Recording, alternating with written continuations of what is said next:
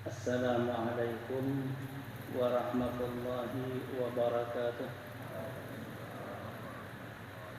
Bismillahirrahmanirrahim. Alhamdulillahi rabbil alamin. Allahumma salli ala Muhammad wa ala ali Muhammad kama sallaita ala ali Ibrahim innaka Hamidum Majid. Allahumma barik ala Muhammad wa ala ali Muhammad kama barakta ala ali Ibrahim innaka Hamidum Majid. Amma ba'du, usikum wa nafsi bitaqwallah faqad fazal muttaqun. Bapak-bapak dan ibu-ibu yang dimuliakan Allah, marilah kita bersyukur kepada Allah Subhanahu wa taala yang dengan rahmatnya kita sudah berada di bulan Syawal yang diawali dengan Idul Fitri. Fitri itu ada yang mengartikan kembali makan setelah 1 bulan namanya tidak makan pada siang hari. Ada juga yang mengatakan fitri itu dengan arti suci, bersih. Dan yang dimaksud suci atau bersih ini adalah bersih dari segala ibadah yang tidak ada tuntunannya dari Allah dan Rasulnya.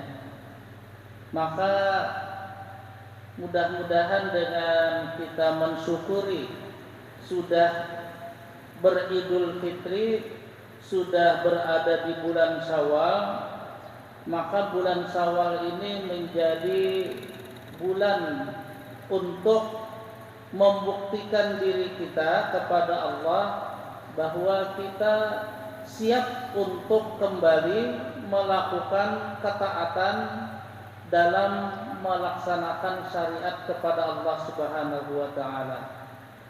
Bapak Ibu yang dimuliakan Allah, bukti menurut syariat bahwa orang telah beribadah kepada Allah dengan mengikuti tuntunan Allah ialah apabila dia selalu berusaha untuk membuat semua ibadah yang dia lakukan itu diterima oleh Allah.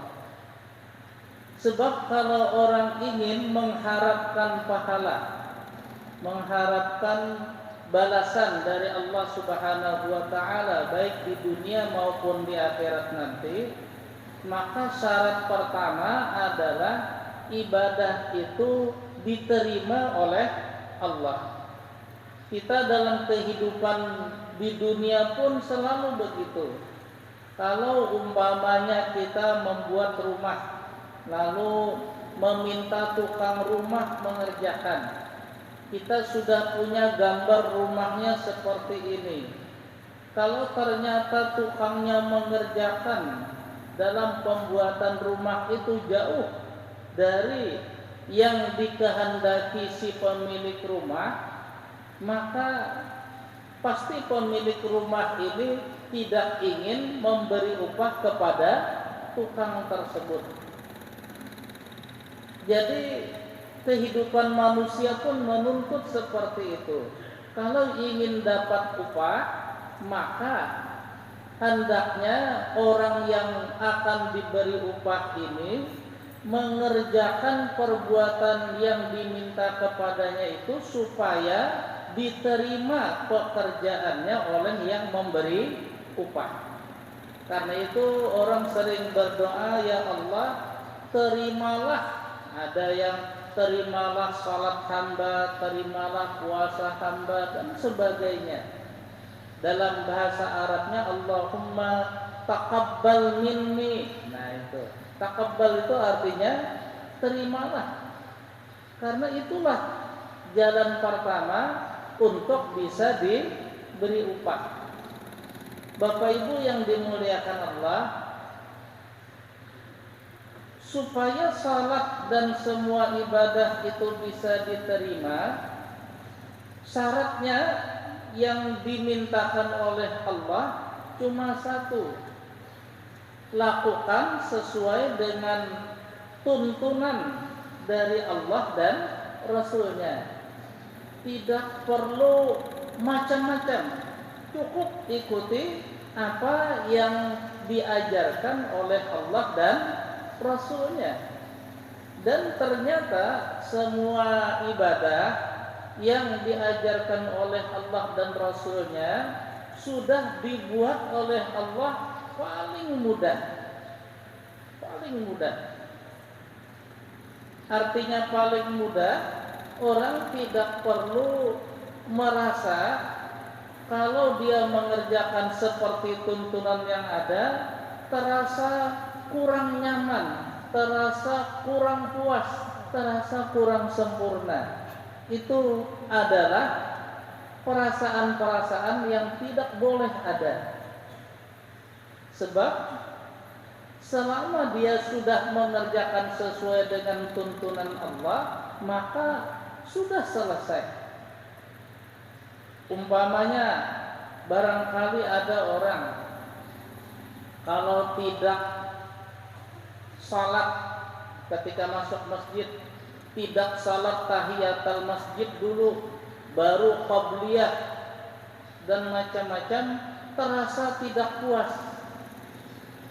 Itu adalah tidak dituntunkan dalam syariat, karena ibadah ini bukan mencari yang puas. Ada orang ketika berhaji, kalau tidak banyak-banyak umrah tidak puas. Padahal berhaji itu bukan mencari kepuasan hati, tetapi adalah mengikuti tuntunan. Jadi bukan kepuasan yang dicari, tetapi tuntunan yang diikuti. Nah, Bapak Ibu yang dimuliakan Allah, itu syarat pertama. Lalu khusus untuk salat ada lagi syarat kedua.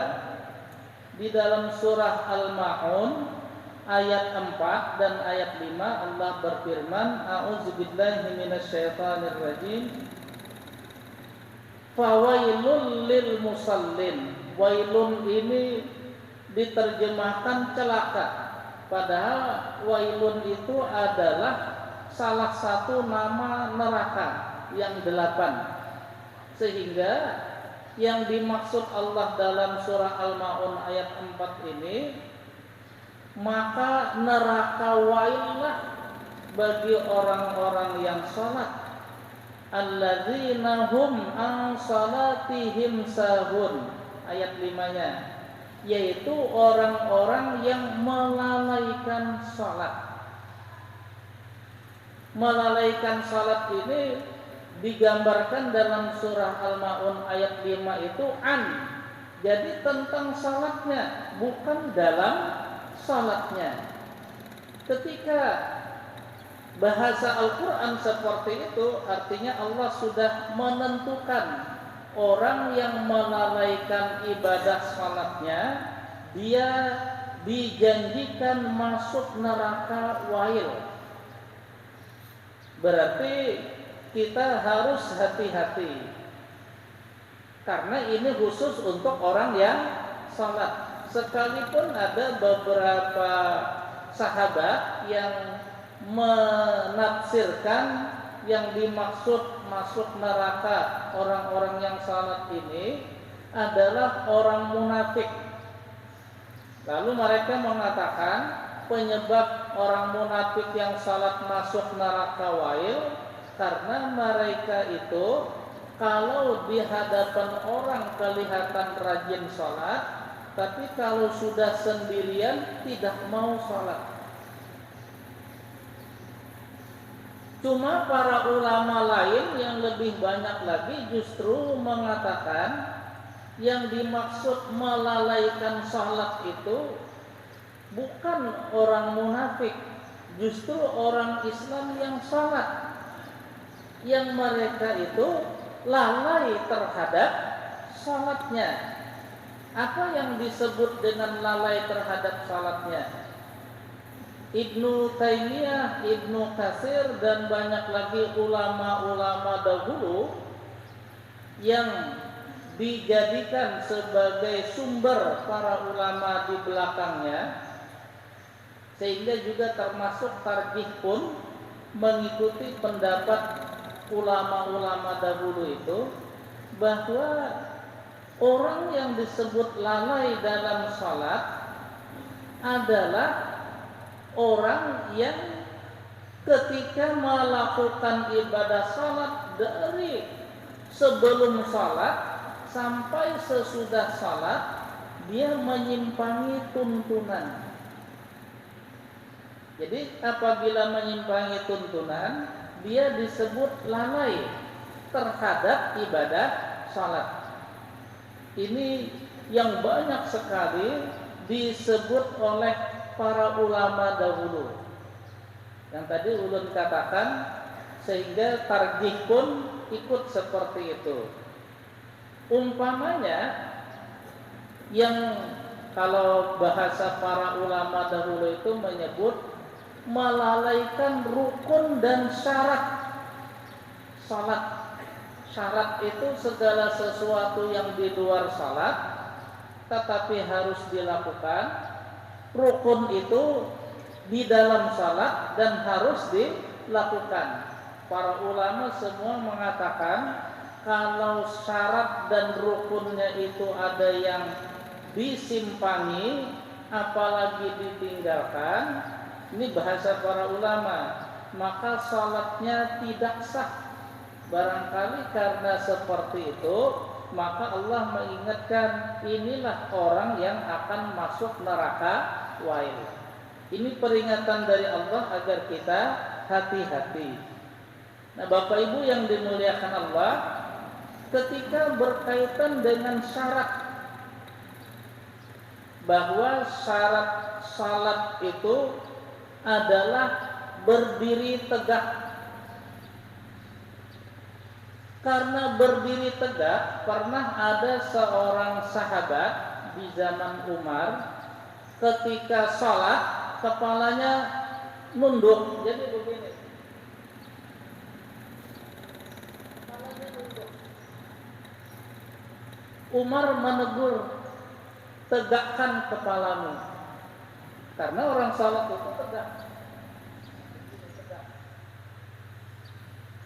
Cuma pandangan mengarah ke tempat sujud. Tidak belum. Karena itu waktu ulun di Jogja dahulu pernah diminta untuk mengimami sholat tarawih di suatu musalla. Musallanya tidak terlalu besar. Lalu karena tidak terlalu besar, jadi sajadah imam ini dekat sekali dengan tembok depan. Lalu di tembok depan itu dipajang pakai figura yang bagus dan besar. Antara lain yang dipajang di situ adalah surah As-Sajadah dan surah Al-Insan. Katanya supaya setiap subuh Jumat imam bisa membaca dua surah itu, karena imamnya rupanya banyak yang tidak hafal, lalu dipasang itu biar nanti imamnya nengok begitu. Niatnya bagus, tetapi tidak sesuai dengan tuntunan. Nah, itu yang dikhawatirkan oleh Allah, dicatat sahun, dicatat melalaikan salat, karena pandangannya lurus ke depan supaya bisa membaca surah yang ditempel di tembok tadi itu. Jadi itu bagian-bagian dari namanya syarat berdiri lurus. Tetapi pandangan, Rasul menyebut pandangan tundukkan ke tempat sujud nanti. Di kita ini di mana-mana sudah dibantu dengan tikar sholat, dengan sajadah. Itulah batas paling jauh memandang ke muka. Jadi diharapkan tidak ada ketika ini ujung sajadah dia mau lihat lebih ke atas daripada ujung sajadah. Lalu yang kedua yang senantiasa diperhatikan oleh Nabi, sehingga di dalam kitab fikih sunnah itu ada diceritakan seorang sahabat setelah berada di Madinah lalu dia pulang ke kampungnya, maka yang pertama dia lakukan adalah dia mengumpulkan orang sekampungnya itu untuk diajak salat berjamaah. Ketika akan melakukan salat berjamaah, maka orang ini, sahabat ini mengatur safnya itu. Yang pertama yang diatur sesuai dengan petunjuk Rasul yang diriwayatkan oleh Imam Al-Bukhari, ketika beliau menyebutkan aqimu sufufakum. Jadi kalau bahasa Rasul aqimu sufufakum, walaupun orang sekarang banyak menyebut sawu wastaqimu wasuddul khalal. Maksudnya sama. Sawu itu ratakan, aqimu itu lurus, suddul khalal itu artinya jangan ada celah di antara dua orang yang berdiri salat. Kita tahu celah itu kan kalau ada sedikit saja, setengah senti saja renggang, itu namanya celah. Tapi kalau ini tertutup dengan cara, kalau bahasa para ulama dalam hadis itu, ujung kaki, jari dan bahu ini saling bersentuhan, itu berarti tertutup. Sehingga imam semua mengatakan suddul khalal, tutup celah. Itu bagian dari syarat berdiri dalam saf ketika salat berjamaah.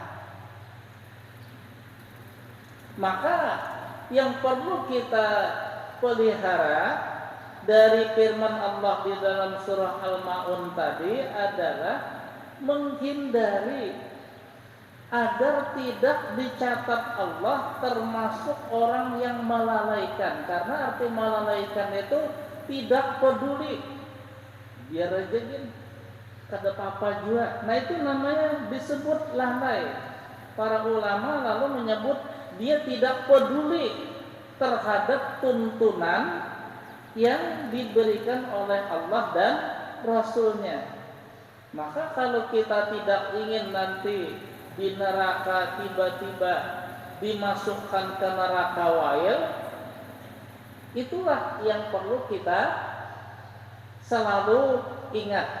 Oh ini masih ada celah, tutuplah celah itu. Nah begitu.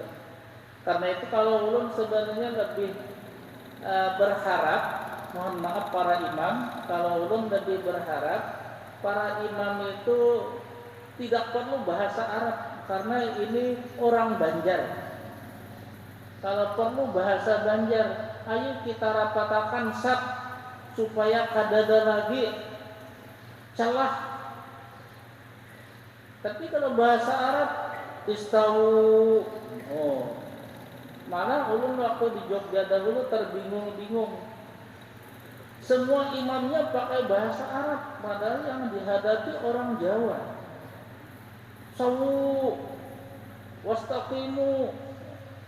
Hebatnya makmum ini semuanya kompak. Sami'na wa ata'na. Kami mendengar dan kami siap mengikuti.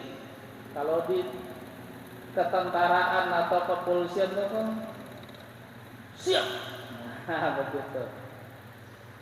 Tapi ternyata Setelah makmumnya semua mengatakan sami'na wa ata'na, kami mendengar dan kami taat, tetap aja sapnya ada yang lowong, ada yang tidak rata, celah-celahnya masih banyak, malah sangat besar celahnya karena tidak peduli. Tidak peduli itu bahasa Arabnya sahun. Alladzina hum an salatihim sahun, yang mereka itu sahun terhadap salatnya, tidak mau peduli dengan salatnya. Fawailul lil musallin, maka neraka waillah untuk orang-orang yang seperti itu. Ya terserah kita masing-masing, ingin coba-coba merasai neraka wail, silahkan. Takut masuk neraka wail, mari kita berhati-hati. Karena itulah Allah mensyaratkan orang yang salat itu tidak boleh dalam keadaan tidak sadar. A'udzubillahi minasyaitonirrajim. Wala taqrabus salata wa antum sukara. Janganlah kalian mau mendirikan salat ketika kalian masih dalam keadaan tidak sadar. Ini barangkali terjemahannya yang kurang pas ketika sering diterjemahkan mabuk. Orang berkata, saya tidak mabuk. Padahal yang artinya sukara itu, sakran, bukan mabuk, tapi tidak sadar. Apa yang dilakukan ini nggak sadar. Apa yang dibaca ini nggak sadar. Itu bisa terjadi ketika orang melakukan salat, pikirannya macam-macam. Wah, ini Sabtu,